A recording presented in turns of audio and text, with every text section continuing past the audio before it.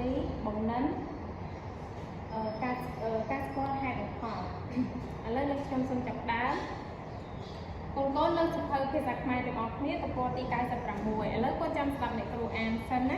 អញ្ចឹងថ្ងៃនេះយើងចូលមេរៀនថ្មីเนาะឥឡូវគាត់ចាំស្ដាប់ឧទាហរណ៍អ្នកគ្រូសិនចូលអានឧទាហរណ៍ខាងក្រោយ1ឆ្នាំនេះសុខាបានឡើងថ្នាក់ពីព្រោះនាងខំរៀន2ទឹកលិចភូមិមកពីមានភ្លៀងធ្លាក់ខ្លាំង3បូណាផឹកទឹកឆៅទៅវាឈឺពោះចាឥឡូវកូនបានស្ដាប់ហើយនឹងចង្អុលតាមអ្នកគ្រូរួចហើយអញ្ចឹងឥឡូវកូនអានជាមួយអ្នកគ្រូទាំងអស់គ្នាដោយយកចិត្តទុកដាក់ហើយកុំភ្លេចចង្អុលតាមផងមកចាប់ដើមឆ្នាំនេះសុខាបានឡើងថ្នាក់ពីព្រោះនាងខំរៀន2ទឹកលិចភូមិមកពីមានភ្លៀងធ្លាក់ខ្លាំង3បូណាផឹកទឹកឆៅទៅវាឈឺពោះចាល្អណាស់កូនមកបន្ទាប់ពីអានជាមួយអ្នកគ្រូហើយកូនអានដោយខ្លួនឯងចាត្រឹមត្រូវកូនល្អណាស់កូនកូនអានហើយឥឡូវកូនចាំមើលលើកការគ្នាទាំងអស់គ្នាអ្នកគ្រូមានល្បិច1ឆ្នាំនេះសុខាបានឡើងថ្នាក់ពីព្រោះនាងខំរៀនចាឥឡូវកូនសង្កេតមើលល្បិចទី1ទាំងអស់គ្នាតើបងអូនសង្កេតឃើញយ៉ាងម៉េចនៅក្នុងល្បិចទី1នេះកូន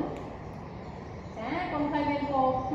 ខៀវហើយនិងពណ៌ក្រហមតើល្បិចទាំងពីរហ្នឹងតាក់ទងគ្នាដែរទេកូនតាក់ទងគ្នាเนาะហើយតាក់ទងនោះដោយប្រើពាក្យអីកូនចាដោយប្រើពាក្យពី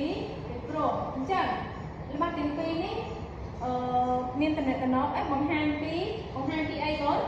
ចារវាងហេតុនៅនិងផលអញ្ចឹងឥឡូវកូនមើលល្បិចទាំងពីរនេះភ្ជាប់គ្នាដោយប្រើពាក្យអីកូនចាដោយប្រើពាក្យពីព្រោះតែនេះចាឥឡូវកូនមើលឧទាហរណ៍ទី2ទាំងអស់គ្នា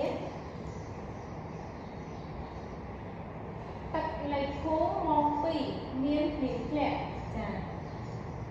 ឥឡូវកូនសង្កេតមើលល្បិចទី2ទាំងអស់គ្នាតើ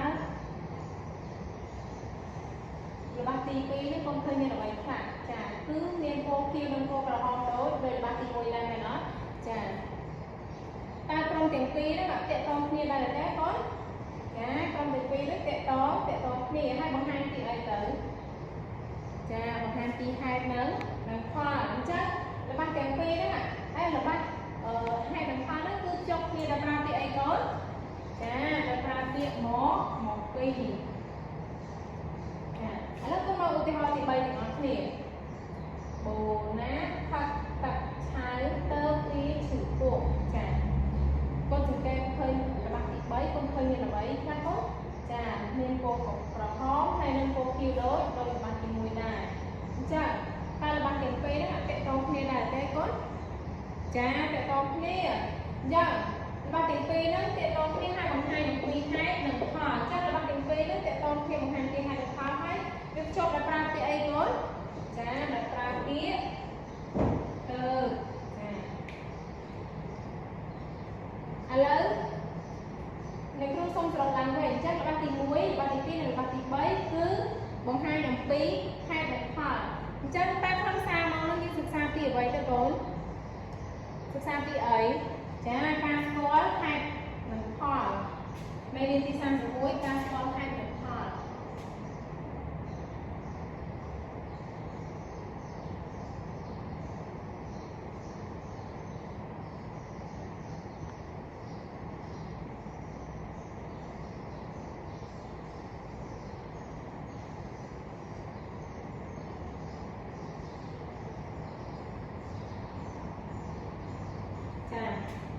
មកឥឡូវអ្នកគ្រូសូមម្នាក់អានចំណងជើងមេរៀន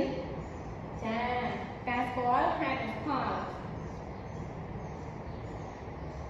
អញ្ចឹងឥឡូវក្រៅពីកូនបានមើលឧទាហរណ៍ទាំងអស់ហើយឥឡូវអ្នកគ្រូសូមសួរសំណួរមួយតើដំណេចដែលហៅថាហេតុនិងផលមកកូនណាអាចឆ្លើយបានលើកដៃ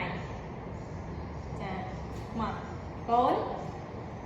ចាល្អណាស់កូនអញ្ចឹងហេតុគឺជាអ្វីដែលកើតមានឡើងចំណែកផលគឺជាផលដែលបានក្រោយពីហេតុមែនអត់ចា